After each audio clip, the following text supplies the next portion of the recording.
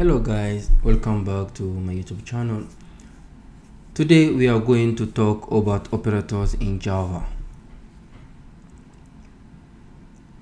So what are you going to learn? The objective of this is to give a quick introduction about operator in Java. We'll identify some types of operators like arithmetical, relational, logical, and assignment, and we also learn about bitwise. We'll explain each concept by giving the definition, then trying to give some analogy in real life. So then we will also try to solve one real life problem, like when we want to calculate some student grades, or in general if you a grade application system, when we need to decide about the average marks or calculate the average marks of students. Okay, and we follow our concept that is think first, code later. We will first, from the problem, we try to design, give the pseudocode, then we move to the Java program. So the first thing we can ask ourselves, why do we need operators in Java? In analogy, we can see operators like how to use tools in a toolbox. Without these operators, we cannot build or solve problem efficiently. In the same way, in real life, without the use, if you don't know how to use the tools in a toolbox, so you cannot even do anything from the toolbox. It's the same idea. So some operators are the basic building blocks of problem solving in Java. In any Java problem, if you want to solve it, you need some operators. They will help us to perform like calculation, make some decision, and also make some logic about the control. Okay, we will give one example for instance for grading system. So another example of real world applications, like for banking, we need some calculation. For instance, you would like to calculate your bank balance or the remaining money of something. Okay, you also need them sometimes from the loops and condition, which we will see in the following lesson. Okay, so let's move. An operator, in a simple way, is like symbol that perform an action, and the operands are the data it acts on. Okay, and the expression is like the operand plus operators. For instance, in analogy, we can say operator is our tools, the operand is the materials, and the expression is the finished product. So we use some tools, we do some materials, then we can get a finished product. One example, we do 5 plus 3, operator is plus, the operand is 5, and 3 is the operand at 5 and 3, and the result is 8. As you can see from this example, we can easily identify what is operator, that is in our case the addition, as you can see here. What is operand in our case 5, as you can see here. What's the operand in our case? You can see 3, as you can see it here. Okay, so categories of operator. We have what you call some basic operators, which since our, I can say, high school or primary school, we are using them, like some arithmetical operation, the plus, the minus, the multiplication, the division, and also the modulo. We have also some relational operators, as you can see, the equality, different or big or smaller than something. And we have the logical operator, which are the and, or different, as you can see, and assignment operator. We have also some advanced operators, which we can call, first one is the unary operation, we will see them, and the conditional operation also. So let's move for the first one. The arithmetic operators, as we can see, and we have learned them long time, you can see easily here that, as you can see here, we have, for instance, the addition that we mainly, I can say, we use since we are in primary school maybe. So we can easily see it here, the operator that is here, plus, which when we do the 10 plus 3 we get the 13, the operator minus, the multiplication, the division. Here there's something, as you can see here, from the division that we just did here, you can see that when you do 10 divides by 3, we should get 3 dot something, 3.3, 30.33, something like that. But since our variable is int, and you remember in the previous video we have explained the integer types of a variable. Since is integer, so if we get that, the answer will be like 3.33, we should take the int part, that is 3. This is the reason here we get 3. So if it is double, we should get 3.33, something like that. Here is a modulo. So here this operation is give the remaining after the division of a by b. So for instance, if we do 10 mod 3, we know in 10 we can get 3 times 3. So 3 times 3 is 9. Then 10 minus 9 is 1. This is the reason when we print we get minus here. So this is how this operator works. You should be careful here, is not same. Sometimes students confuse this operator. The module and this division are not same. In our case, as I say again, here we get 3 because the type of the variable are int, so we cannot get 3.33. If it was double, we'll get 3.33, something like that. So let's move to the next one.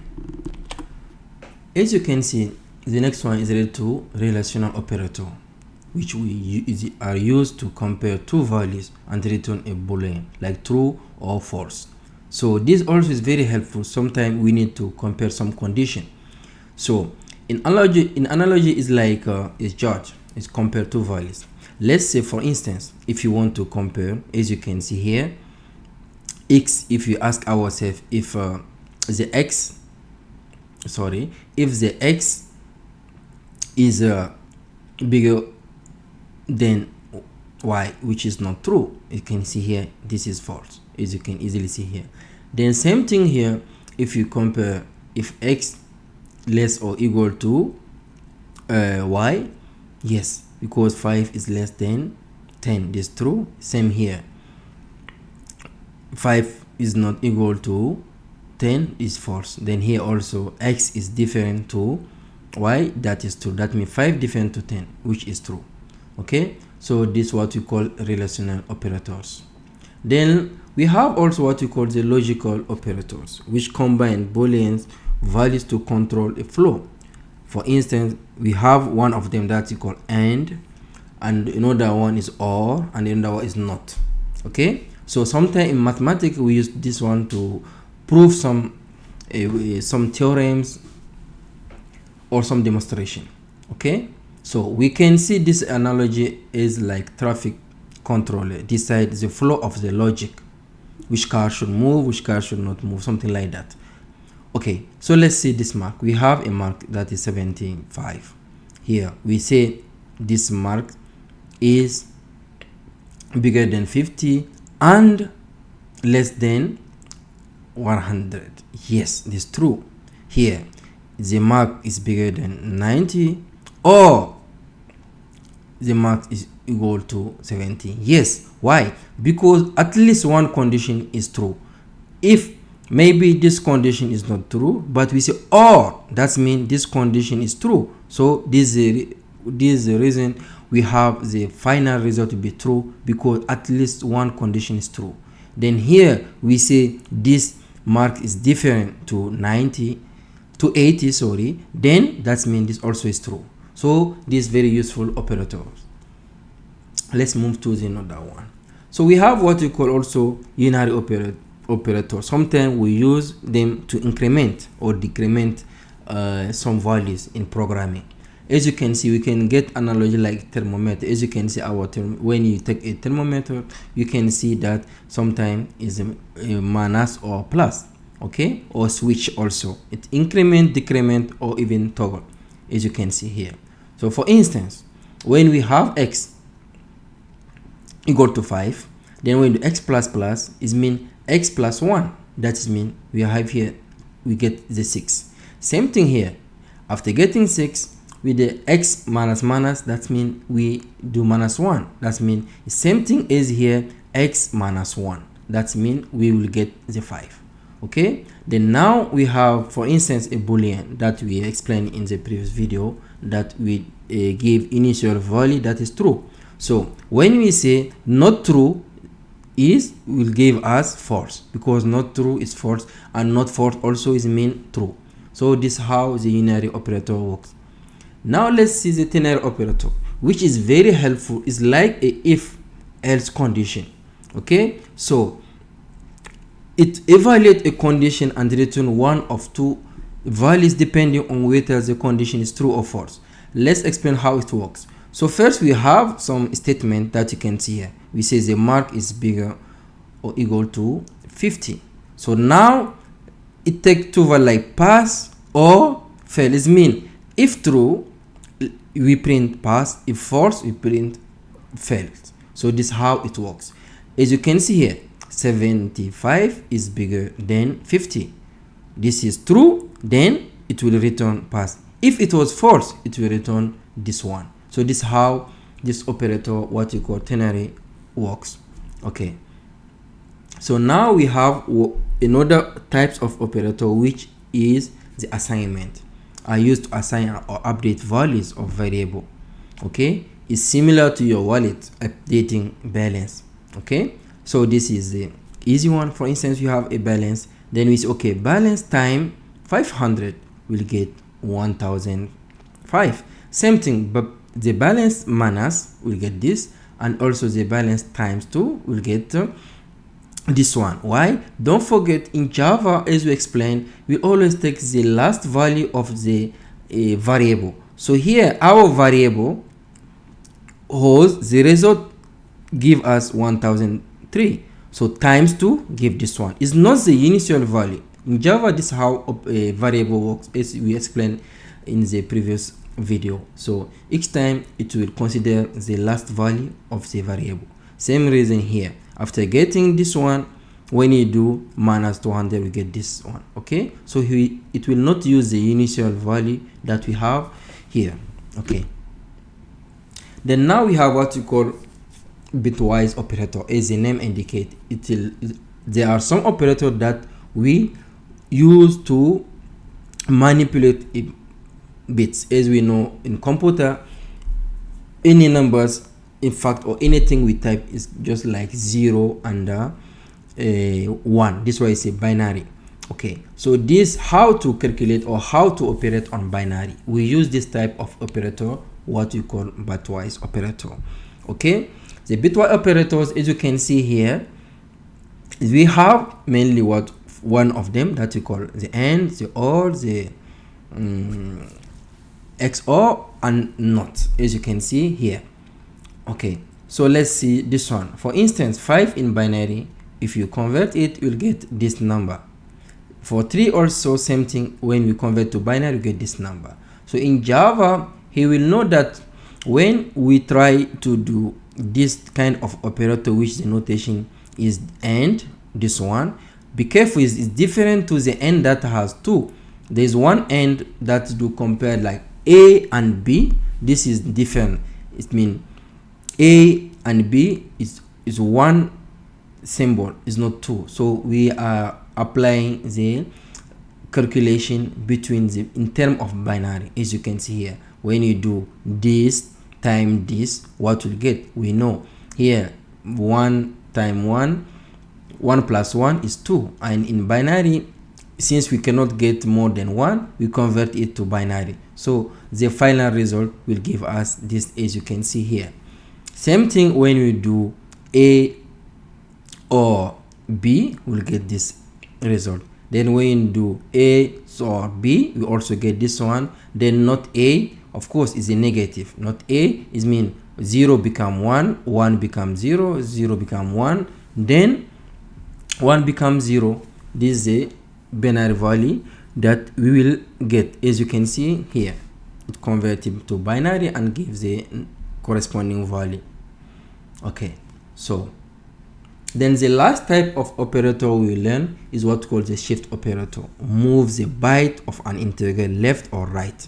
Okay, an analogy we can see it is like a conveyor's belt, shift bits left or right. So here let's assume we have one example that we give the variable x is 5, as you can see, and convert to binary we get this. So here if we say here x, which one we are using, left shift to 1 byte, what does mean? So left shift we move to 1, and what we'll get, of course this one, if you move 1 we'll get 10 10, as you can see here. Then x also shift to where, right, and as you can see 1 byte we shift to right. What does it mean? The right is here, and what we'll get, of course if we move it you'll get this one from here, because don't forget we say left in this symbol, and right is this one. Okay, so when here we do the in assign 1 from 1, as you can see here, we'll get also this one, but is in assign it, as you can see what we call this symbol here. Okay, so these are the different types of operators we mainly face in Java and during our programming or creating software. Mainly use at least 4 categories of operator, which are arithmetical operator, the logical operator, and also the sometimes the ternary operator. Okay, so now let's have a simple use case as a problem, which we'll try first to give our pseudocode, our logic of thing first called later. So let's assume here we have 3 marks, maybe marks of a student, to calculate the average, as you can see here. So and then we see if the average is bigger or equal to 50, then all marks, and all marks bigger or equal to 40 we pass, then else we fail. So how can we design this in programming? So let's first do it by giving the logic of the pseudocode we are trying to explain here. Okay, let's see it. So as you can see from our pseudocode here, we can easily see that the first step is that we how can we get our 3 marks. Then we calculate the average, as you can see here. Then we say if the average is bigger or equal to 50 and all marks bigger, then this one 40, then we print pass, else we print here. So you see here is you have almost done everything, because anyone, any developer or any programmer who get this, he will understand what you want to do and how to do it in Java. So now let's move to our text editor to try to implement this one. Is we get the pseudocode, is mean all the job is done. So we are here on our text editor. So the first thing we have to do is to create a class. So let's create our public class. Maybe I don't know, I call it just maybe a main class, test, or I just do chapter 1 maybe. Then now inside I have to create our usual the static void main, public static void main, our string argument. Okay, then now the pseudocode tell us what we need 3 input. And as we know, for input we have learning what do we need to use is scanner. So scanner is just our variable that will help us to get the scanner, new scanner, then our system dot in, as you can see here. Okay, then after that, now we call our scanner. Of course we need to import it. Yes, import, because it's not in java.lang. We will learn it later which package do we don't need to call in Java. Since it's not in java.lang, we have to call it. Okay, it's in YouTube. Then now let's say the first mark maybe is int m1, just mark 1 equal our scanner dot next int, since it is integer, next int equals the function. Then same thing here, we'll just need to also, since it's 3 mark 2, then mark 3. Then now we can create the average. Then now we can say int average is the just mark 1 mark 2 plus mark 3, as you can see, divided by the number of marks, that is 3. Then now we can do our condition. What we say? We say if the average is bigger or equal to 50 and what? And all marks, that means marks 1 also bigger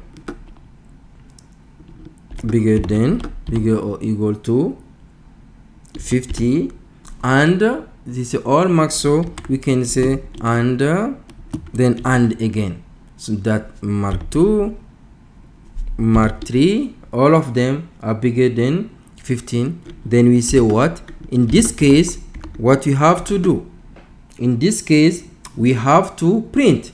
So the print, we have learned it, system.out.print ln to go on the line if you want. Then we say what? Pass. Okay, but we say in case it's not, okay, I have to close here, sorry. We say if, then we print. Then now else, what we have to do, we print fail also. Now this, in this case, else we have to print system out, as you can see it's failed. That is all. So now let's save to see if we didn't forget anything. As I tell you, when you write on text editor, it will help you to really improve your coding and how to debug, because anytime you forget something, when we try to compile, it will let us know. So let's save it first in our Java lab, that it was here in Java lab. The class name, don't forget, give class name chapter 1. You can give any name we want. Okay, maybe I call it operator is better. Let's rename it to, since we talk about operator, so let's call it operator. Okay, since we are talking about this, let's save it now. Okay, same name, operator.java. Don't forget, we have learned this. Okay, as you can see now, it's even look. Let's check if you didn't forget anything. Anyway, if we forget something, when we try to, I think we have missed one of this. Okay, now it's closed, this one is closed, and this condition closed here, this one's closed here. So let's try to compile it. As we know, you can see in our command line.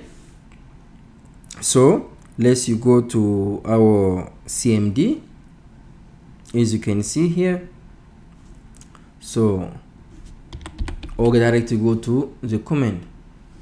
Okay, comment, or I have clicked to another. It's good, this one I was looking. Okay, so as you can see here, we are not in C. Okay, oh, I click on this. I was trying to,